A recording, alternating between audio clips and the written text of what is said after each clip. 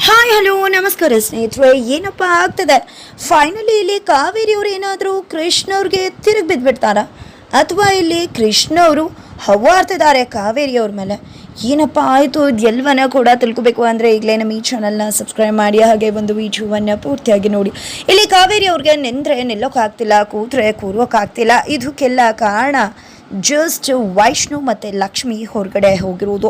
ಅವ್ರಿಗೆ ಗಂಡ ಹೆಂಡತಿ ಇಬ್ಬರು ಕೂಡ ಚೆನ್ನಾಗಿದ್ರೇ ಅಮ್ಮಂಗೆ ಸಹಿಸೋಕ್ಕಾಗೋದಿಲ್ಲ. ಅಬ್ಬಬ್ಬಾ, ತನ್ನ ಮಗ ದೂರ ಆಗಿಬಿಡ್ತಾನೆ ಅನ್ನೋ ಹುಚ್ಚು ಪ್ರೀತಿ, ಕುರುಡು ಪ್ರೀತಿ ಅವರನ್ನು ಇಂಥ ಕೆಲಸ ಮಾಡೋ ಹಾಗೆ ಮಾಡ್ತದೆ. ಈಗಲೂ ಕೂಡ ತನ್ನ ಮಗ ತನಗೆ ಹೇಳಿದೆ ಎಲ್ಲೂ ಕೂಡ ಹೋದವನಲ್ಲ, ಆದರೆ ಇವತ್ತು ತನಗೆ ಹೇಳದೆ ಹೋಗಿದ್ದಾನೆ. ಎಲ್ಲಿಗೆ ಅಂತ ಕೇಳಿದ್ರು ಹೇಳ್ತಿಲ್ಲ. ಇದಕ್ಕೆಲ್ಲ ಕಾರಣ ಆ ಲಕ್ಷ್ಮಿನ ಮೊದಲು ನನ್ನ ಮಗನಿಂದ ದೂರ ಮಾಡಬೇಕು. ಜೊತೆಗೆ ಅವಳ ಹತ್ರ ಏನಾದರೂ ನನ್ನ ಮಗ ಕೀರ್ತಿ ವಿಶ್ವ ಹೇಳಿಬಿಟ್ರೆ ಏನು ಮಾಡೋದು ಅಂತ ಅಂದ್ಕೊಂಡಿದ್ದೆ. ವಾಪಸ್ ಕರ್ಸ್ಕೋಬೇಕು ಅಂತ ಸಖತ್ ಪ್ಲ್ಯಾನ್ ಮಾಡ್ತಾರೆ. ಪ್ಲ್ಯಾನ್ ಮಾಡಿದವ್ರೆ ಈ ಕಡೆ ಫೋನ್ ಮಾಡೇ ಬಿಡ್ತಾರೆ ವೈಷ್ಣವ್ಗೆ. ಏನಮ್ಮ ಏನು ಕಾಲ್ ಮಾಡಿದ್ದು ಅಂದಾಗ, ಪುಟ್ಟ ನೀನು ಆ ಕಾಲೇಜ್ ವಿಷಯದ ಮರ್ತುಬಿಟ್ಯಾ, ಮೀಟಿಂಗ್ ಹೋಗ್ಬೇಕಿತ್ತು ಅಂದಾಗ. ಯಾವ ಕಾಲೇಜಮ್ಮ ಅಂದಾಗ, ಅದೇ ಅಪ್ಪ ಕಾಲೇಜ್ ಫೆಸ್ಟ್ ಇತ್ತಲ್ವ, ಅಲ್ಲಿಗೆ ಹೋಗ್ಬೇಕಿತ್ತಲ್ವ ನೀನು ಅಂದಾಗ. ಅಯ್ಯೋ ಅದಾ ಅಮ್ಮ, ನಾಳೆ ಖಂಡಿತ ಮೀಟಿಂಗ್ ಹೋಗ್ತೀನಿ, ಇವತ್ತು ಹೋಗೋಕ್ಕಾಗಲ್ಲ ಅಂದಾಗ. ಏನು ಪುಟ್ಟ ಅಂದ್ಕೊಂಡಿದ್ಯಾ, ಇವೆಲ್ಲ ಪಡೆಯೋಕೆ ಎಷ್ಟು ಕಷ್ಟಪಡ್ತೀವಿ, ಇದರಿಂದ ಅವ್ರು ಏನು ಅಂದ್ಕೊಳ್ಳಲ್ಲ ನಿನ್ನ ಬಗ್ಗೆ, ನಿನ್ನ ಇಮೇಜ್ ಡ್ಯಾಮೇಜ್ ಆಗೋದಿಲ್ವಾ? ದಯವಿಟ್ಟು ಅರ್ಥ ಮಾಡ್ಕೊ. ಆ ಸೆಲೆಬ್ರೇಷನ್ ಮುಖ್ಯನಾ, ಇದು ಮುಖ್ಯನಾ ಅಂದಾಗ, ಅಮ್ಮ ಯಾಕೆ ಈ ರೀತಿ ಆಡ್ತಿದ್ಯಾ ಅಂತದ್ದು ಏನೂ ಆಗೋದಿಲ್ಲ. ಅವರೇ ಇನ್ನೂ ಫಸ್ಟ್ ವಿಷಯವಾಗಿ ಮಾತಾಡಿ ಮೀಟಿಂಗೇ ಮಾಡಿರಲ್ಲ ಅನಿಸುತ್ತೆ. ಇನ್ನೂ ಕೂಡ ಅವರು 1 ತಿಂಗಳು ಟೈಮ್ ಇದೆ, ಅವರೇ ಅರೇಂಜ್ಮೆಂಟ್ ಶುರು ಮಾಡಿರೋಲ್ವೇನೋ.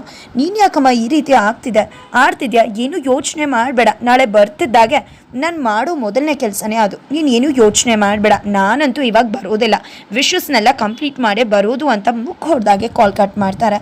ನನ್ನ ಮಗ ನನ್ನ ಮಾತೇ ಕೇಳ್ದೆ ಮುಖ ಹೊಡೆದಾಗೆ ಕಾಲ್ ಕಟ್ ಮಾಡಿದ್ನಲ್ವ. ಇದಕ್ಕೆಲ್ಲ ಕಾರಣ ಆ ಲಕ್ಷ್ಮಿನೇ ಅಂತ ಅಂದ್ಕೊಂಡಿದ್ದೆ. ಲಕ್ಷ್ಮಿ ಕಾಲ್ ಮಾಡ್ತಿದ್ದಾರೆ. ಇದನ್ನೆಲ್ಲ ಸಾವಿತ್ರಿ ಮತ್ತು ಗಂಗಕ್ಕ ಇಬ್ಬರು ಸಾಕ್ಷಿಯಾಗಿ ನೋಡ್ತಿದ್ದಾರೆ, ಬಿಕಾಸ್ ಅವರು ಕೂಡ ಅಲ್ಲೇ ಇದ್ದಾರೆ. ನಂತರ ಈ ಕಡೆ ಲಕ್ಷ್ಮಿಗೆ ಕಾಲ್ ಮಾಡ್ತಾರೆ. ಯಾರು ಅಂದಾಗ ಅತ್ತೆ ಅಂತ ಹೇಳ್ತಾಳೆ ಲಕ್ಷ್ಮಿ. ನೋಡು ಲಕ್ಷ್ಮಿ, ನಿನಗೆ ಗೊತ್ತಾಗುತ್ತೋ ಇಲ್ವೋ ಗೊತ್ತಿಲ್ಲ, ಆದರೆ ನನಗೆಲ್ಲ ಕೂಡ ಗೊತ್ತಾಗುತ್ತಾ. ವೈಷ್ಣು ಪುಟ ಒಂದು ಮೀಟಿಂಗ್ ಹೋಗಬೇಕು, ಅದು ತುಂಬಾ ಇಂಪಾರ್ಟೆಂಟ್. ಈ ಸೆಲೆಬ್ರೇಷನ್ ಎಲ್ಲ ಮುಖ್ಯ, ಅವನ ಇಮೇಜ್ ಮುಖ್ಯ, ಅವ್ನ ಕೆರಿಯರ್ ಮುಖ್ಯ. ಇದನ್ನೆಲ್ಲ ಕೊಡ್ಸೋಕೆ ನಾನು ಎಷ್ಟು ಕಷ್ಟಪಡ್ತೀನಿ ಅಂತ ನನಗೆ ಗೊತ್ತು. ಅವನೇನೋ ಹೇಳ್ತಾನೆ, ಅವ್ನಿಗೆ ಅರ್ಥ ಆಗಲ್ಲ, ಆದರೆ ನೀನಾರು ಅರ್ಥ ಮಾಡ್ಕೋಬೇಕಲ್ವ. ಅರ್ಥ ಮಾಡ್ಕೊಂಡು ಅವನ್ನ ವಾಪಸ್ ಮನೆ ಕರ್ಕೊಂಡು ಬಾ ಅಂತಾರೆ. ಕೊಡಿ, ನಾನು ಅಮ್ಮನ ಜೊತೆ ಮಾತಾಡ್ತೀನಿ ಅಂತ ಫೋನ್ ಕಿತ್ಕೋತಾರೆ ವೈಷ್ಣು. ಏನಮ್ಮ, ನಾನು ಹೇಳ್ದೆ ಅಲ್ವಾ ಆ ರೀತಿ ಏನೂ ಆಗಲ್ಲ, ನೀನು ಯೋಚನೆ ಮಾಡಬೇಡ, ಸುಮ್ಮನೆ ಕಾಲ್ ಇಡು ಅಂತ ಹೇಳಿದಾಗ ಲಕ್ಷ್ಮಿ ಕೊಡು ಅಂತ ಕಾಲ್ನ ಲಕ್ಷ್ಮಿಗೆ ಪಾಸ್ ಮಾಡಿಸ್ತಾರೆ ಕಾವೇರಿಯವರು. ನೋಡು ಲಕ್ಷ್ಮಿ, ನೀನು ಏನು ಮಾಡ್ತೀಯೋ ಗೊತ್ತಿಲ್ಲ, ಆದರೆ ನಿನ್ನ ಗಂಡನ ಕರ್ಕೊಂಡು ನೀನು ಬರಲೇಬೇಕು ಅಂತ ವಾರ್ನ್ ಮಾಡ್ತಾರೆ. ನಂತರ ಈ ಕಡೆ ಸಾವಿತ್ರಿ ಅವರು ಸುಪ್ರೀತ್ ಅವರು ಏನದಕ್ಕೆ ಯಾಕೆ ರೀತಿ ನಡ್ಕೋತಿದ್ರ? ಗಂಡ ಹೆಂಡತಿ ಇಬ್ಬರು ಹೋಗಿದ್ದಾರೆ, ಅವ್ರನ್ನ ಕರ್ಸ್ಕೋಬೇಕು ಅಂತ ಈ ರೀತಿಯೆಲ್ಲ ನಾಟಕ ಮಾಡ್ತಿದ್ರ ಅಂದಾಗ, ಏನು ನನಗೆ ಗೊತ್ತು ಎಷ್ಟು ಒತ್ತಡ ಬೀಳ್ತಿದೆ, ಕಾಲೇಜಿಂದ ಎಷ್ಟು ಕಾಲ್ ಬರ್ತಿದೆ ಅಂತ. ನಿನಗೇನು ಗೊತ್ತು ಅಂದಾಗ, ತೋರಿಸಿ ನೋಡೋಣ ಎಷ್ಟು ಕಾಲ್ ಬಂದಿದೆ ಅಂತ ನಾನು ನೋಡ್ತೀನಿ ಅಂದಾಗ, ನಿನಗೆ ಎಷ್ಟೆಲ್ಲ ಅಧಿಕಾರ ಇಲ್ಲ, ಇಷ್ಟೆಲ್ಲ ಮಾತಾಡೋ ಅವಶ್ಯಕತೆ ಇಲ್ಲ, ನಿನಗೆ ಈ ಮನೇಲಿ ಅಷ್ಟು ಅಧಿಕಾರ ಇದ್ರೆ ತಾನೆ ಅಂತ ಹೇಳ್ತಿದ್ರೆ ಏನದಕ್ಕೆ? ಇದೇ ಕೆಲಸ ನಮ್ಮಮ್ಮ ನಿಮ್ಮ ವಿಷಯದಲ್ಲಿ ಮಾಡಿದ್ರೆ ಸುಮ್ಮನೆ ಬಿಡ್ತಿದ್ರ? ನಮ್ಮಮ್ಮ ಏನೂ ಇಲ್ದೇನೆ ನನ್ನ ಅಣ್ಣನ ಬುಟ್ಟಿಗೆ ಹಾಕ್ಕೊಂಡು ನಿಮ್ಮ ಪರ ಹೇಳ್ಕೊಂಡ್ಬಿಟ್ರೆ. ಆದರೆ ಇವತ್ತು ನೀವೇ ಅತ್ತೆಯಾಗಿ ನಿಮ್ಮ ಸೊಸೆಗೆ ರೀತಿ ಮಾಡ್ತಿದ್ರಲ್ಲ, ಎಷ್ಟು ಸರಿ? ನೀವು ಮಾಡ್ತಿರೋದು ಸ್ವಲ್ಪ ಕೂಡ ಸರಿ ಇಲ್ಲ ಅಂತ ಹೇಳ್ತಾರೆ. ನಂತರ ನಿನಗೂ ಇದಕ್ಕೂ ಸಂಬಂಧ ಇಲ್ಲ ಅಂತ ಹೇಳಿ ಕಾವೇರಿಯವರು ಸೆಟ್ ಮಾಡಿಕೊಂಡು ಅಲ್ಲಿಂದ ಹೋದರೆ, ಈ ಕಡೆ ಗಂಗಕ್ಕ ಈ ಕಾವೇರಮ್ಮ ಏನು ಅಂತ ಯಾರಿಗೂ ಗೊತ್ತಾಗಲ್ಲ. ನನಗೆ ಗೊತ್ತಾಗಿದೆ, ಯಾಕೆ ಮನೆಯವ್ರಿಗೆ ಯಾರಿಗೂ ಅರ್ಥ ಆಗಲ್ಲ. ಆ ವೈಷ್ಣವಣ್ಣ ಅಂತೂ ಯಾವಾಗಲೂ ಅಮ್ಮ ಅಮ್ಮ ಅಂತಾರೆ. ಮದುವೆ ಆಗಿದ್ರು ಮೊದಲು ಲಕ್ಷ್ಮಕ್ಕ ಸರಿಯಾಗಿ ಹದ ಕಟ್ಟಬೇಕು ಅಂದಾಗ ಲಕ್ಷ್ಮಿಗೆಲ್ಲ ತುಂಬ ಚೆನ್ನಾಗಿ ಗೊತ್ತದೆ. ನೀನೇನು ಯೋಚನೆ ಮಾಡಬೇಡ ಗಂಗ, ಎಲ್ಲ ಕೂಡ ಅವಳು ಸರಿ ಮಾಡ್ಕೋತಾಳೆ ಅಂತ ಹೇಳ್ತಾರೆ. ನಂತರ ಈ ವಿಷಯನ ಹೇಗೆ ಸರಿ ಮಾಡಬೇಕು, ಯಾರಿಗೆ ಹೇಳಿ ಸರಿ ಮಾಡಬೇಕು ಅಂತ ನನಗೆ ತುಂಬ ಚೆನ್ನಾಗಿ ಗೊತ್ತು ಅಂತ ಹೇಳಿ ಅಣ್ಣನ ಹತ್ರ ಹೋಗಿ ಮಾತಾಡಬೇಕು ಅಂತ ಯೋಚನೆ ಮಾಡ್ತಿದ್ದಾರೆ ಈ ಕಡೆ ಸುಪ್ರೀತ್ ಅವರು. ನಂತರ ಈ ಕಡೆ ವೈಷ್ಣವ್ಗೆ ಲಕ್ಷ್ಮಿ, ಹೋಗೋಣ ರೀ ಅತ್ತೆ, ಸುಮ್ಮನೆ ವಿನಾಕಾರಣ ಹೇಳೋದಿಲ್ಲ, ಖಂಡಿತ ಅಲ್ಲಿ ಏನೂ ಇರುತ್ತೆ, ಅದಕ್ಕೇನೆ ಅತ್ತೆ ಹೇಳಿರ್ತಾರೆ, ಪ್ಲೀಸ್ ಹೋಗೋಣ. ಈ ಸೆಲೆಬ್ರೇಷನಿಂದ ನಿಮ್ಮ ಲೈಫಿಗೆ ಸ್ಪಾಯ್ಲ್ ಆಗೋದು, ತೊಂದರೆ ಆಗೋದು ನಂಗೆ ನಿಜವಾಗ್ಲೂ ಇಷ್ಟ ಆಗಲ್ಲ ಅಂದಾಗ, ರೀ ನಾನು ಸುಮ್ಮನೆ ಹೇಳಲಿಲ್ಲ ಅಮ್ಮಂಗೆ, ನಿಜವಾಗ್ಲೇ ಹೇಳಿದ್ದು, ಅದರಿಂದ ಏನು ಪ್ರಾಬ್ಲಮ್ ಇಲ್ಲ. ನಾಳೆ ಹೋಗ್ತೀನಿ ಅಂತ ತಾನೆ, ಖಂಡಿತ ಹೋಗ್ತೀನಿ. ನೀವ್ಯಾಕೆ ಆ ರೀತಿ ಅನ್ಕೋತೀರಾ? ಏನೂ ಆಗಲ್ಲ, ನೀವು ಸುಮ್ಮನಿರಿ ಅಂತ ಹೇಳ್ತಿದ್ದಾರೆ. ಆದರೂ ಕೂಡ ಇಲ್ಲಿ ಲಕ್ಷ್ಮಿಗೆ ಡವ ಅಂತಿದೆ, ಬಿಕಾಸ್ ಇಲ್ಲಿ ಸುಮ್ಮನೆ ಖಂಡಿತ ಅತ್ತೆ ಈ ರೀತಿ ಹೇಳಿರೋದಿಲ್ಲ ಅಂತ ಅವಳಿಗೆ ತುಂಬ ಚೆನ್ನಾಗಿ ಗೊತ್ತು. ಅತ್ತೆ ಏನಾದರೂ ಬೈದ್ಬಿಟ್ರಿ ಅನ್ನೋ ಆತಂಕ ಅವಳಿಗೆ ಆಗ್ತಿದೆ.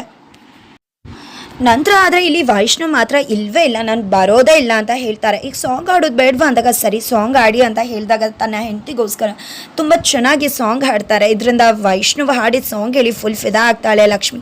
ನಂತರ ನಂಗೆ ಆಟೋಗ್ರಾಫ್ ಬೇಕು ಅಂದಾಗ ಪೇಪರ್ ಪೆನ್ ಇಲ್ವಲ್ಲ ಅಂದಾಗ ನಿಮ್ಮ ಬೆರಳೆ ಪೆನ್ನು ನನ್ನ ಕೈಯೇ ಪೇಪರು ಹಾಕಿ ಅಂತ ಹೇಳ್ತಾಳೆ. ಚೊಕ್ಕಗಳಿಗೆ ಕೊಟ್ಟಾಗುತ್ತೆ. ಇಬ್ಬರು ಕೂಡ ಖುಷಿಯಿಂದ ಟೈಮ್ ಸ್ಪೆಂಡ್ ಮಾಡ್ತಿದ್ರೆ ಆ ಕಡೆ ಸುಪ್ರೀತಾ ಹೋಗಿ ಅದಕ್ಕೆ ಈ ರೀತಿ ಮಾಡ್ತಿದ್ದಾಳೆ.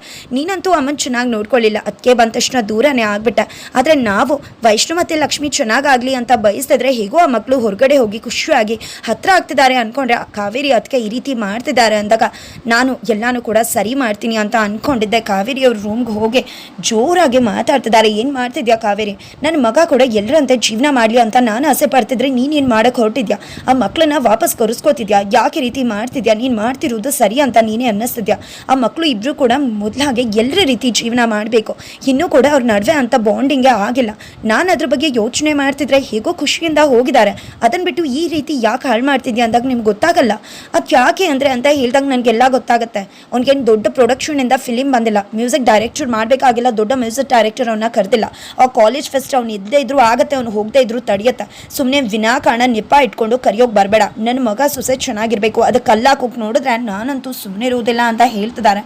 ಈ ಕಡೆ ಕಾವೇರಿ ಅವರು ಶಾಕ್ ಆಗಿದ್ದಾರೆ. ಫೈನಲಿ ತಿರುಗಿರೋದು ಕತೆ ಅಂತೂ ಇಲ್ವೇ ಇಲ್ಲ. ಗಂಡನ ಜೊತೆ ನೆಪ ಮಾಡ್ಕೊಂಡು ನಾಟಕ ಮಾಡೋದು ಅಷ್ಟೇ ಗೊತ್ತು ಈ ಕಡೆ ಕಾವೇರಿ ಅವ್ರಿಗೆ. ಅಯ್ಯೋ ನನಗೆ ಗೊತ್ತೇ ಆಗಲಿಲ್ಲ ಅನ್ನೋ ರೀತಿ ನೈಸ್ ಮಾಡಿ ಆಯಿಸಿಟ್ರು. ನನಗೂ ಕೂಡ ಅವ್ರು ಚೆನ್ನಾಗಿರೋದೇ ಬೇಕು ಅಂತ ಹೇಳಿ ಡ್ರಾಮಾ ಅಂತೂ ಖಂಡಿತ ಮಾಡ್ತಾರೆ. ಆದರೆ ಆನಂತರ ಏನಾಗುತ್ತೆ ತಿಳ್ಕೊಬೇಕು ಅಂದರೆ ಮುಂದಿನ ವಿಡಿಯೋಗೋಸ್ಕರ ವೇಟ್ ಮಾಡೋದನ್ನು ಮರಿಬೇಡಿ.